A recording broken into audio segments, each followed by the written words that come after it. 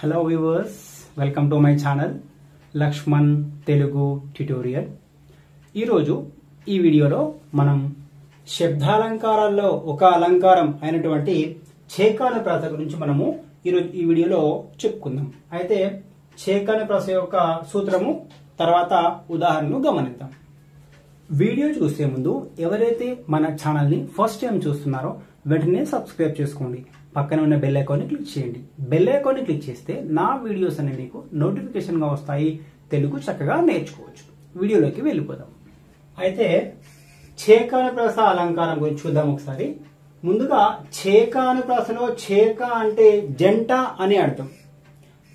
చేక అంటే జంట అని అర్థం. జంట అంటే పెయిర్, ఇంగ్లీష్లో అయితే పెయిర్ అంటాము, తెలుగులో అయితే జంట జత అంటాం. అయితే సూత్రం గమనించండి.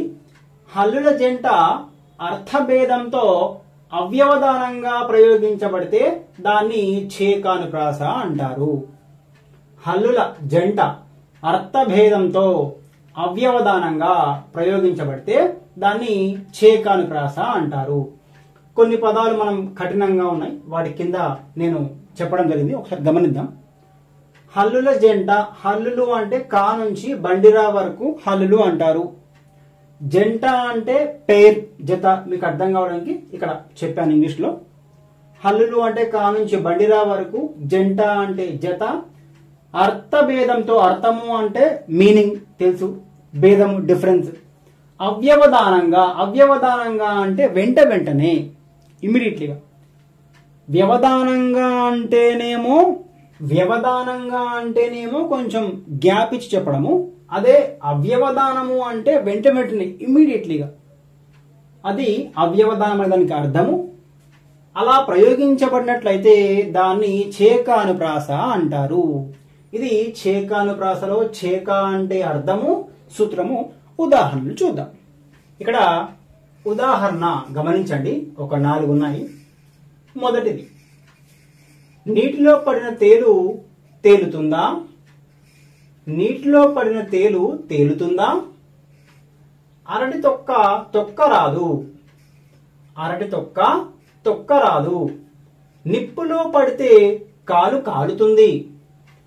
నిప్పులో పడితే కాలు కాలుతుంది. తమ్మునికి చెప్పు, చెప్పు తెగిపోకుండా నడవమని.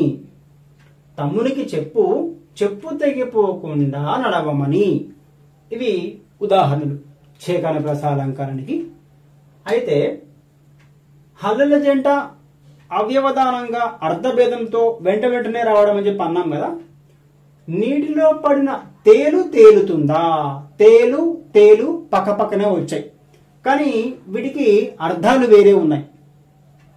ఒకసారి అర్థాలు గమనిద్దాం. అయితే తేలు తేలుతుందా అని చెప్పడం జరిగింది. ఇక్కడ తేలు అంటేనేమి, ఈ మొదటి పదం తేలు అనే దానికి అర్థం ఏమొస్తుందంటే ఇంగ్లీష్లో స్కార్పియో అంటాం కదా, అది తేలు అంటే ఒక విషపు పురుగు. తేలుతుందా, తేలుతుందా అంటే నీటిలో పడితే తేలుతుందా లేదా మునుగుతుందా అనే అర్థం రెండవ పదంలో వస్తే, మొదటి పదంలో తేలు అంటే మాత్రము స్కార్పియో అని ఇంగ్లీష్లో అంటారు. తేలు విషపు పురుగు అని అర్థం.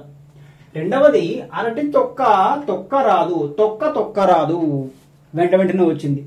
తొక్క అంటేనేమో అరటి తొక్క, తోలు, పండు తినగా మిగిలిన దాన్ని మనము తొక్క తోలు అంటాము. తొక్క రాదు, తొక్క రాదు అంటే తొక్కకూడదు అని అర్థం. ఇది అరటి పండు తొక్క, తోలు. తొక్క రాదు, తొక్క అంటే తొక్కకూడదు అని అర్థం. మూడవది, నిప్పులో పడితే కాలు కాలుతుంది. కాలు కాలుతుంది. కాలు అంటేనేమో మన కాలు, ఫుట్ కింది భాగము.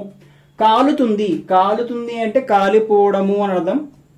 4, తమ్మునికి చెప్పు, చెప్పు తెగిపోకుండా నడవమని. చెప్పు చెప్పు. చెప్పు అంటేనేమో మామూలుగా చెప్పు, తమ్ముడికి చెప్పు అని చెప్పి అర్థం వస్తుంది. చెప్పు తెగిపోకుండా. ఈ చెప్పు అంటేనేమో కాళ్ళకు వేసుకునే చెప్పు, పాదరక్షలు. ఈ చెప్పు అంటేనేమో చెప్పడము అని అర్థం వస్తుంది. ఇవి కొన్ని ఉదాహరణలు, నేను మీకు వివరించినవి. మరికొన్ని ఉదాహరణలు మీకు హోంవర్క్ రూపంలో ఇస్తాను, అవి కూడా చూద్దాం ఒకసారి. కొన్ని ఉదాహరణలు గమనించండి. నీకు 100 వందనాలు.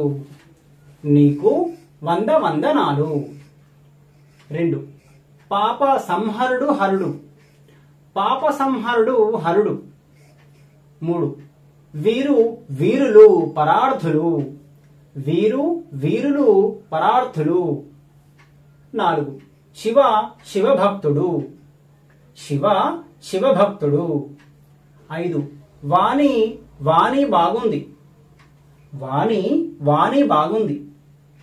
చివరిది రామ రామనామం జపిస్తున్నాడు. రామ రామనామం జపిస్తున్నాడు.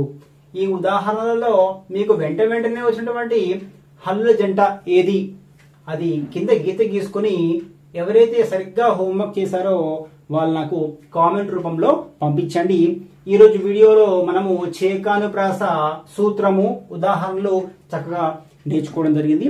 మరొక మంచి వీడియోతో మళ్ళీ మీ ముందుకు వస్తాను. అంతవరకు ఉంటాను వ్యూవర్స్. బాయ్.